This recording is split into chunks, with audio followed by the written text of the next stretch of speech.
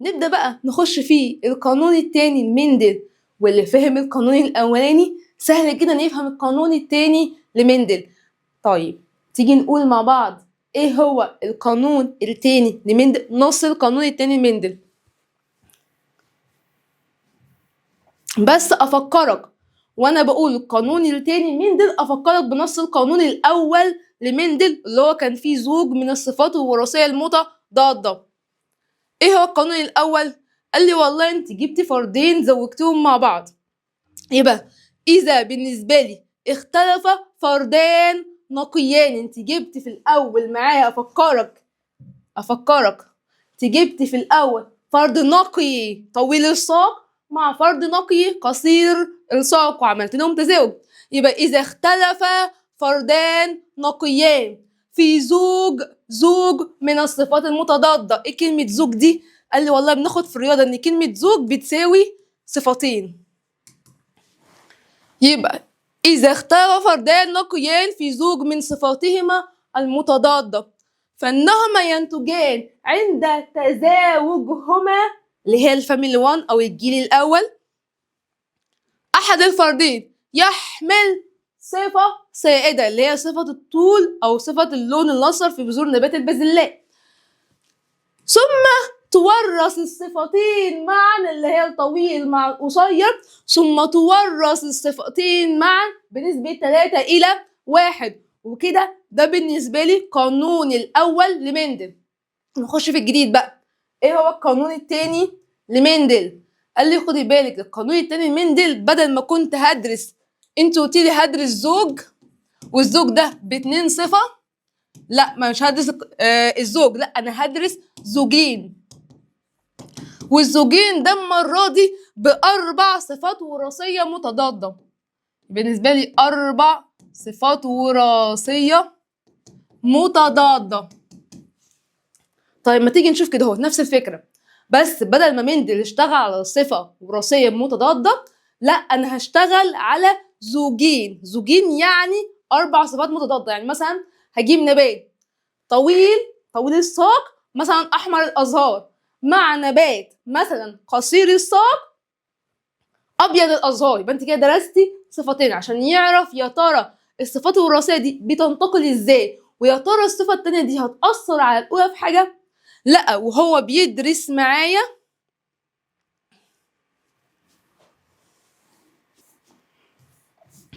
إن الصفتين دول ما أثروش معايا في حاجة. تعالوا نشوف بقى مثال مع بعض.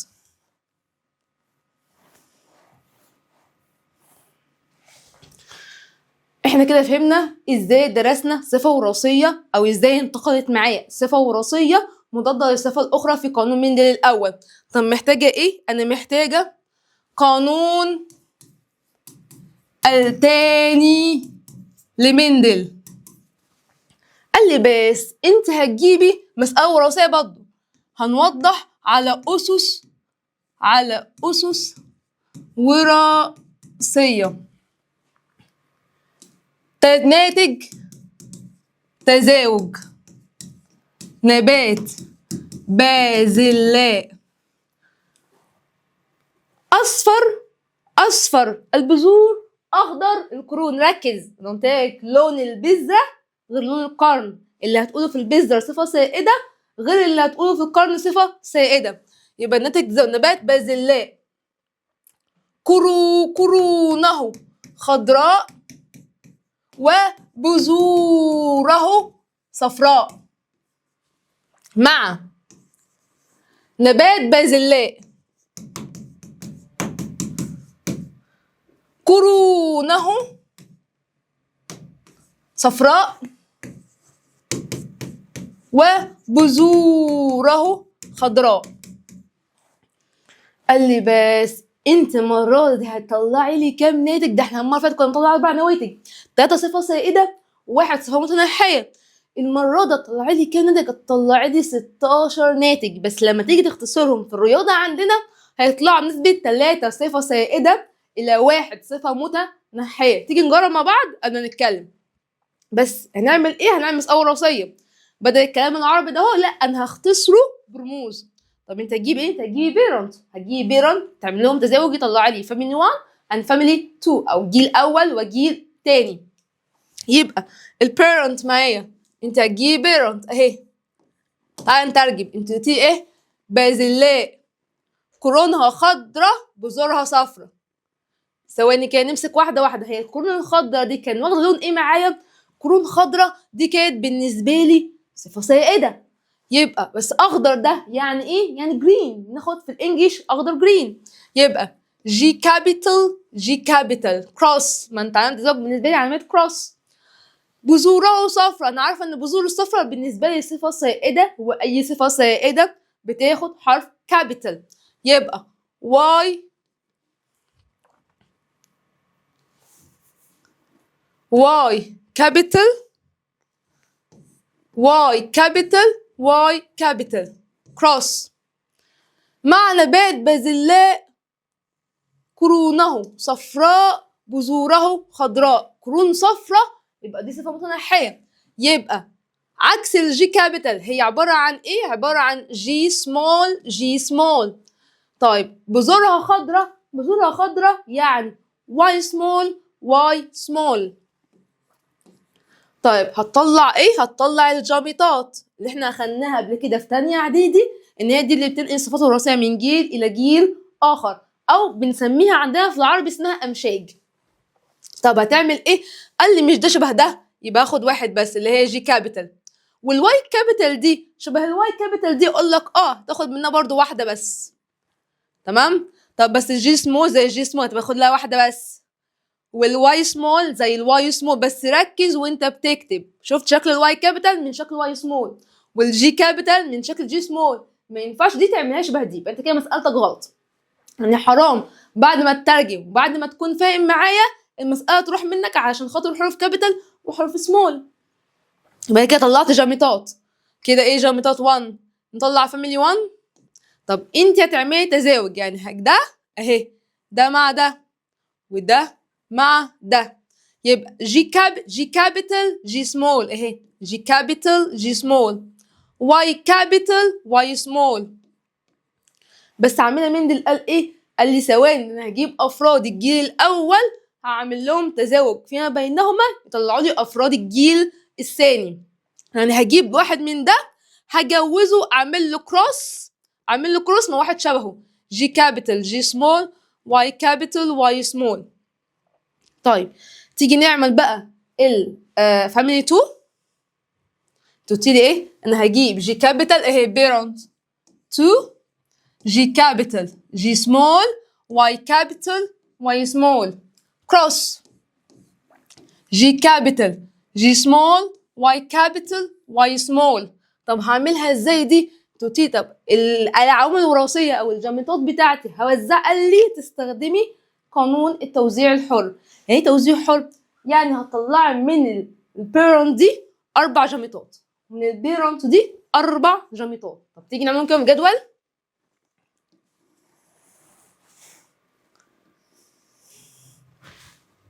طيب هتطلعيها ازاي؟ تاخدي اهو زي ما خدنا المره اللي فاتت اهي، اول مع اول، اول مع تاني، تاني مع اول، تاني مع تاني. تيجي نطلعهم مع بعض اهي. جي كابيتال واي كابيتال، يبقى هكتب هنا جي كابيتال واي كابيتال، جي كابيتال واي سمول اهي. اعمل لها شرطه كده اهو، جي كابيتال جي كابيتال واي سمول. طب بعد كده هتطلع ايه معايا؟ قال لي خدي بالك ده انا هطلع جي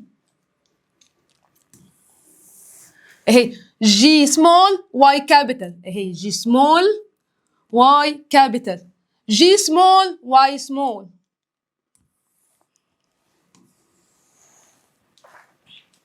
جي سمول واي سمول. طب دي كده الجامدات بتاع الفرد الاولاني بتاعي. اطلعهم نفسهم هنا اهو، يعني اللي انت كتبته هنا اهو تكتبه لي برده هنا اهو اهي اختصارا.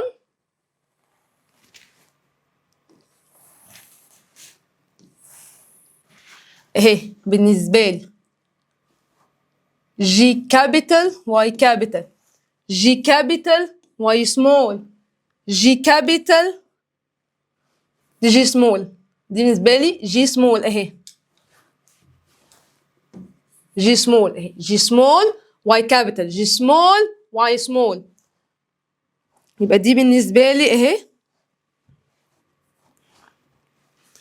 جي سمول واي كابيتال، جي سمول واي سمول، جي سمول واي سمول. تيجي نعمل تزوج اهي، دي مع دي تكتبها لي هنا، دي مع دي تكتبها لي هنا، دي مع دي هنا، ودي مع دي هنا. نفس اللي هتعمله ده اهو هتعمله 4 مرات، فيطلع لي 4 في 4 ب 16 ناتج. عايزين نثبت في الاخر مع بعض ان الصفات الوراثيه تنتقل نسبه 3 صفه سائده الى 1 صفه متنحيه. جي كابيتال، جي كابيتال، واي كابيتال، واي كابيتال، اهي جي كابيتال، جي كابيتال، واي كابيتال، واي كابيتال. تاج دي مع دي اهي جي كابيتال، جي كابيتال، واي كابيتال، واي سمول، جي كابيتال، جي كابيتال، واي كابيتال، واي سمول.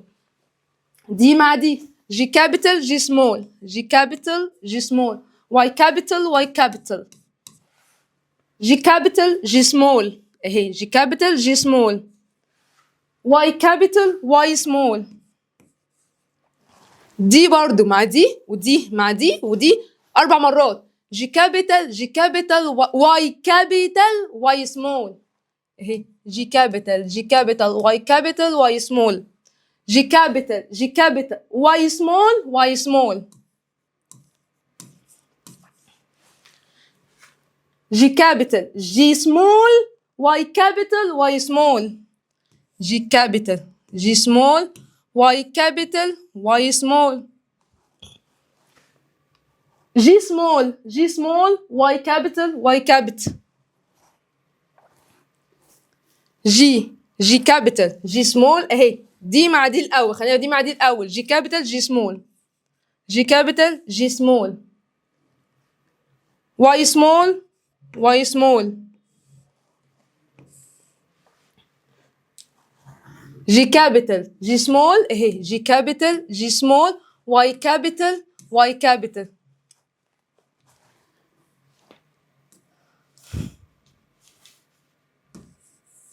واي كابيتال اهي عشان تكون واضحة معايا، جي سمول، جي سمول، واي كابيتال، واي جي كابيتال، جي سمول، واي كابيتال، واي سمول، جي كابيتال، جي سمول، واي كابيتال، واي سمول، جي سمول، جي سمول، واي كابيتال، واي كابيتال اهي جي سمول، جي سمول، واي كابيتال، واي كابيتال، جي سمول، جي سمول، واي كابيتال، واي سمول اهي سهلة، جي سمول، جي سمول، واي كابيتال، واي سمول.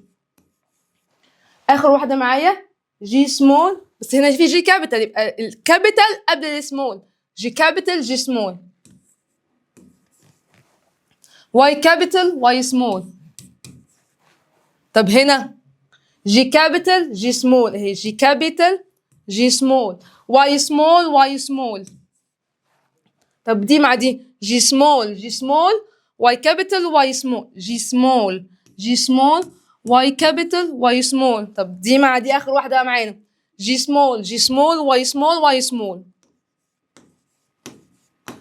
طب عايزين بقى نكتب الصفات زي ما عملنا مندل عودنا، قال لي هطلع لك نواتج، وتحت النواتج تقولي لي مثلا طويل، قصير، بذوره صفرة، بذوره خضرة، قرون خضرة، قرون صفرة، ايا يكن الصفه اللي انت بتدرسيها او انت تعملي عليها مساله وراثيه. طيب جي كابيتال، جي كابيتال ثواني، ده كان قرون خضرة، واي كابيتال، واي كابيتال ده كان بالنسبه لي بذور صفرة، يبقى نباتات، نباتات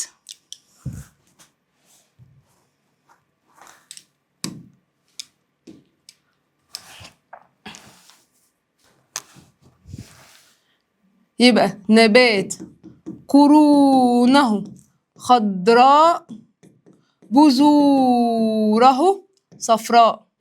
اللي بعده ده برضه قرون خضراء بذور صفراء، تكتب لي اهي قرون خضراء بذور صفراء طب قلت ليه صفراء؟ عشان هي اولها واي كابيتال مش واي سمول. طب دي جي كابيتال جي سمول، ايه ده؟ لا ثواني، ده كده قرون خضراء. واي كابيتال يبقى ايه ده؟ ده بذور صفراء، يبقى ده برضه قرون خضراء بذور صفراء. اللي بعده ايه ده؟ ده جي كابيتال يبقى ده برضه قرون خضراء. واي كابيتال يبقى ده برضه بذور صفراء، يبقى قرون خضراء بذور صفراء. طب وده ايه ده؟ قرون خضراء برضه، وبرضه بذور صفراء عشان ده واي كابيتال. اهي قرون خضراء بذور صفراء. طب ده برضه قرون خضراء عشان جي كابيتال، بس ده خد بالك ده قال لي واي سمول، يبقى واي سمول يبقى معنى كده بذور صفراء ولا بذور خضراء؟ اقول لك لا، ده بذور خضراء عشان ده بالنسبه لي صفه متحيه. يبقى ده قرون خضراء بذور صفراء، بذور خضراء.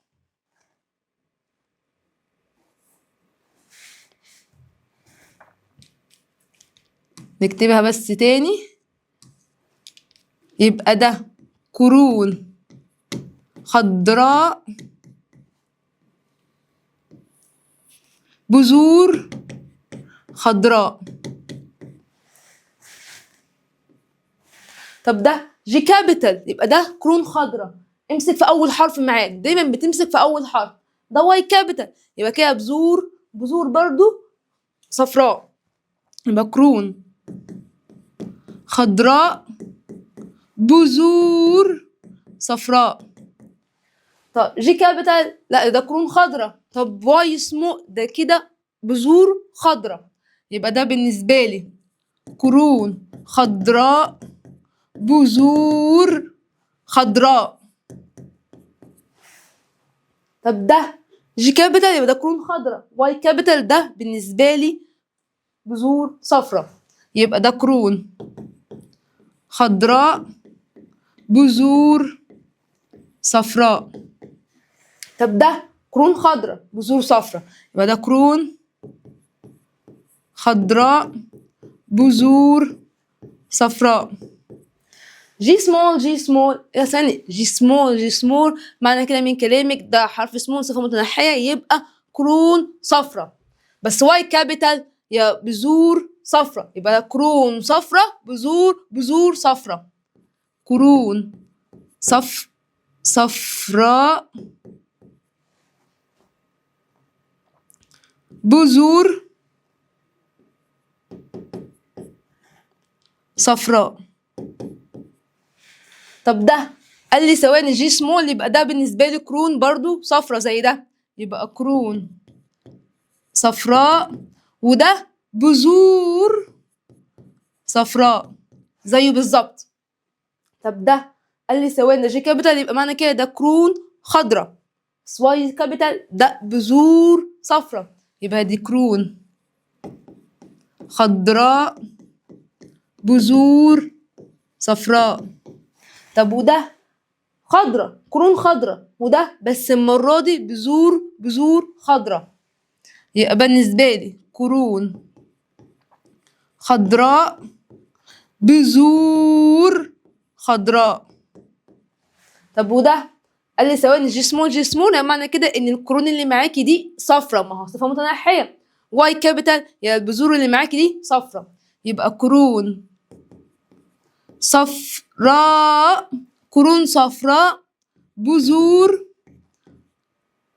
صفراء. طب وده جي سمول يبقى ده قرون خضراء، ادي قرون اهي قرون خضراء. طب واي سمول يبقى ده بذور برضو خضراء. طيب عايزه اطلع نواتج، خلينا في ده. عايزه اطلع نواتج استدل صفه سائده الى واحد صفه متنحيه. تعالي كده مع بعض. قرون خضراء دي واحد، دي قرون خضراء تمام. قرون خضراء بالنسبه لي صفه بالنسبه لي سائده. قرون خضراء اهي، قرون خضراء ده كده معاك 4. قرون خضراء 5، قرون خضراء 6، كرون خضرا 7، كرون خضرا اهي 8، كرون خضرا 9، كرون خضراء ادي 10 معايا اهي، كرون خضراء كرون صفراء، لا مش دي مش معانا، كرون صفراء مش معانا، كرون خضراء اهي معانا، كرون خضراء برضو معانا، لا دي 8، ركز معايا، 9 10 11 12، يبقى كده كام معايا؟ قال لي خدي بالك ده في 12 كرون خضراء. طيب احنا عايزين العكس، يعني كرون خضراء قصادها كرون صفراء. تعال نغير اللون كده مع بعض، احنا عايزين كرون صفراء. مين الكرون الصفراء اللي معايا؟ تعال بقى نجيب بقى اللي احنا ما خدناهوش، ده كده كرون صفراء، كرون صفراء اهي، دي كرون صفراء اهي، كرون صفراء اهي، ادي 3، ادي 1 2 3، وادي كرون، يبقى 3 معايا اهي، يبقى ده كده بالنسبه لي 3. على 3 فيها 1، على 3 فيها 4، على 3 فيها 3، يبقى بالنسبه لي طلعت كام؟ طلعت نسبه 3 إلى 1. طيب تعالى بس نشوف مع بعض الصفة العكسية بتاعتها اللي هي بالنسبة لي ايه؟ بالنسبة لي بذور صفرة، بذور صفرة، بذور خضرة. يبقى احنا كده عايزين برتقاني مثلا، انت عايزة ايه؟ بذور صفرة، هندور بقى على البذور. بذور صفرة اهي، خليها بلون تاني، لون تاني اهي، ادي البذور الصفرة، بذور صفرة اهي، بذور صفرة اهي، بذور صفرة برضو اهي معايا، بذور صفرة اهي، لا دي ملناش دعوة بيها، بذور صفرة اهي، دي خضرة، ادي بذور صفرة اهي، بذور صفرة برضو معانا اهي، بذور صفرة اهي برضو معانا، دي بذور صفرة اهي وادي البذور الصفرة معانا اهي تاني، بذور صفراء اهي. تعالى نعد، ادي 1 2 3، انا بعد البرتقاني، 1 2 3 4 5 6 7 8 9 10 11 12، يبقى انا كده عندي 12 بذور صفراء. عايزة ايه؟ بذور خضراء. طيب نختار لون تاني، عندنا مثلا ده. طيب انا عايزه ايه؟ انا عايزه بذور خضراء اهي، ادي البذور دي احنا اختارينها فمش عارفه نختار ايه، ادي بذور خضراء تمام، ادي 1 بذور خضراء، بذور خضراء، ادي 2 بذور خضراء، 3 بذور خضراء، 4 اهي، يبقى كده بالنسبه لي 4. على 3 فيها 1، على 3 فيها 3. يبقى كده انا اثبتت ايه؟ انا اثبت قوانين مندل للوراثه، وهي 3 صفه سائده الى 1 صفه متنحيه، حتى لو درست مليون صفه وراثيه في المساله الواحده. وكده انا اكون نهيت معاك قوانين مندل للوراثه، يا اما ادرس زوج من الصفات المتضاده، يا اما ادرس زوجين من الصفات المتضاده. اتمنى لو فيديو يكون فادك، بس اتفرج عليا شيره علشان خاطر زملائك يتفادوا معاك. مع السلامة.